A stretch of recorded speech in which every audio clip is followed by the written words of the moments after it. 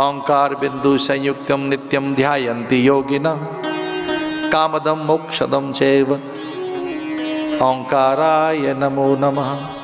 एक ओंकार, ओंकार बिंदु संयुक्तम। कभी कभी महापुरुषों से पूछो क्या जप है। यक्ष ने कहा कि एक ही अक्षर है तीनों के लिए, द। एक अक्षर बता दिया द, और पूछा दैत्यों से बताओ क्या समझ आया। दैत्यों ने कहा आपके दर्शन करने के बाद थोड़ी बहुत तो अकल आई गई है हमें, क्योंकि आपके दर्शन का फल भी तो है एक। मम दर्शन फल परम अनुपा, जीव पाव निज सहज स्वरूपा। भगवान के दर्शन का एक फल तो है भाई, संतों के दर्शन का फल, अतिथि अभ्यागत आगंतुक के दर्शनों का फल, तीर्थों का फल। लिखा है शास्त्रों में तीर्थ भी फल देते हैं। तीर्थ जाए एक फल, तीर्थ में जाने से एक ही फल मिलता है, कौन सा? अंतःकरण पवित्र हो जाएगा। तीर्थ जाए एक फल, संत मिले फल चार। संत के मिल जाने से चार फल मिल जाते हैं, कौन कौन से? धर्म, अर्थ, काम, मोक्ष। ये चतुर्विध पुरुषार्थ की सिद्धि हो जाएगी।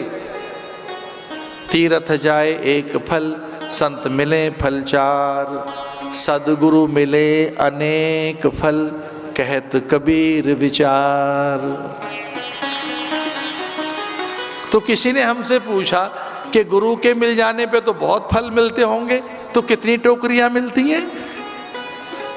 हमने कहा भाई हमें एक अनुभव हुआ है, तीर्थ का तो अनुभव हुआ हमें कि अंतःकरण पवित्र कर देते हैं। संतों के भी दर्शनों का फल हमें मिला कि धर्म अर्थ काम मोक्ष में वो प्रवीण कर देंगे, पर सद्गुरु मिले अनेक फल।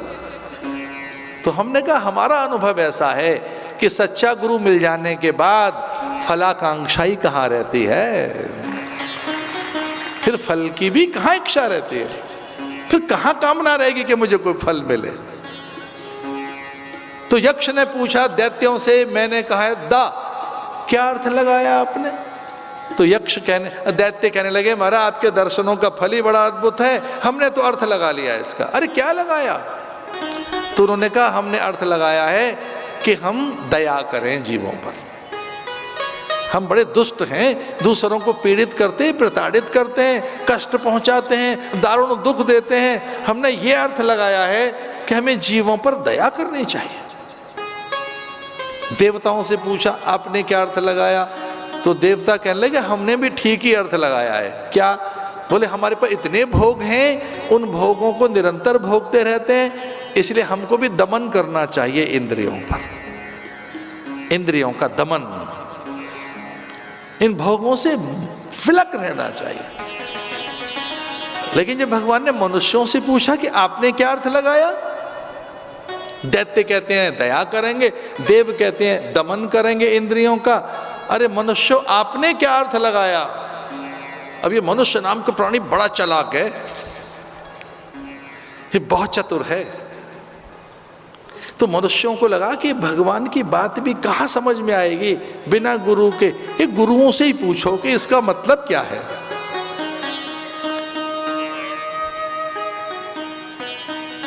और भगवान ने जानना चाहा कि दैत्य कहते हैं कि हमें दया करनी चाहिए, देव कहते हैं ऐन्द्रिक दमन करना चाहिए।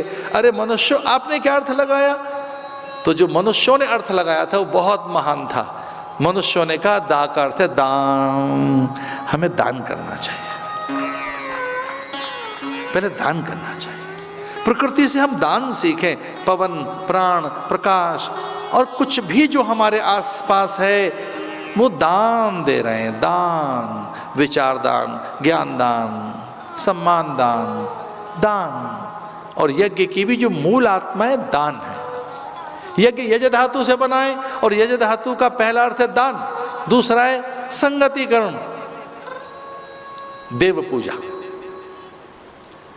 देव पूजा का अर्थ यह हुआ कि हम प्रकृति के प्रति संवेदनशील बन जाते हैं, हम चरित्र के उपासक बन जाते हैं।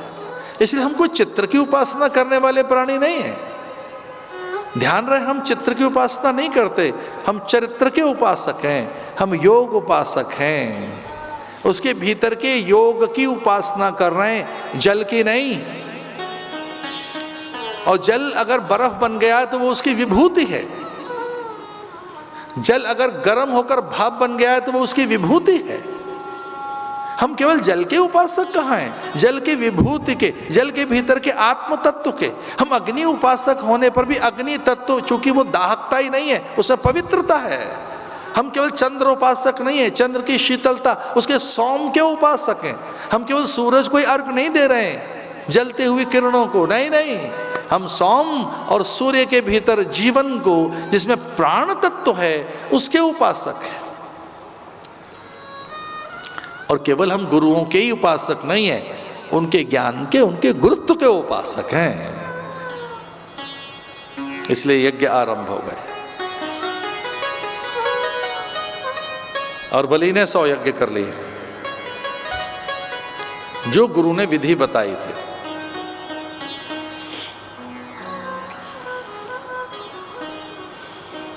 देवता सो गए। प्रभुता पाए काय मद नाई।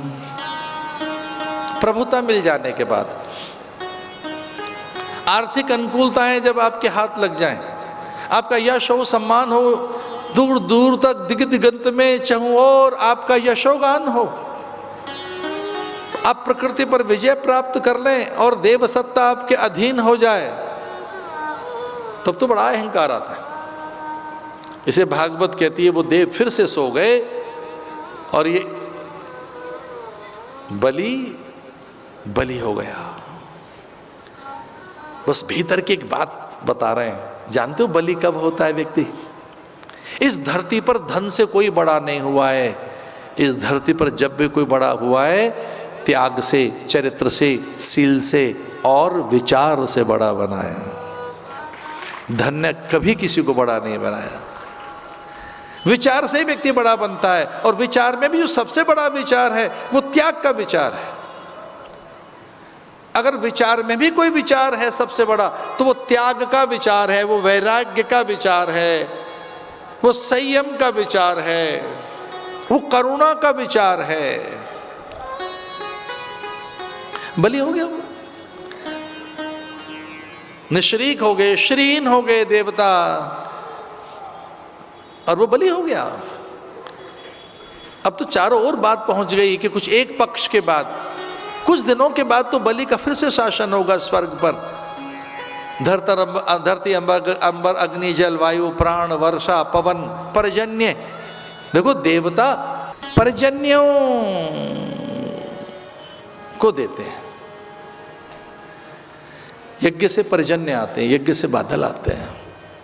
इस धरती की स्वाभाविक मांग कोई है तो पानी है, प्राण है। प्राण पर, पवन पर, सूर्य चंद्र पर, निहारिका नक्षत्रों पर अब बलि का अधिकार हो जाएगा।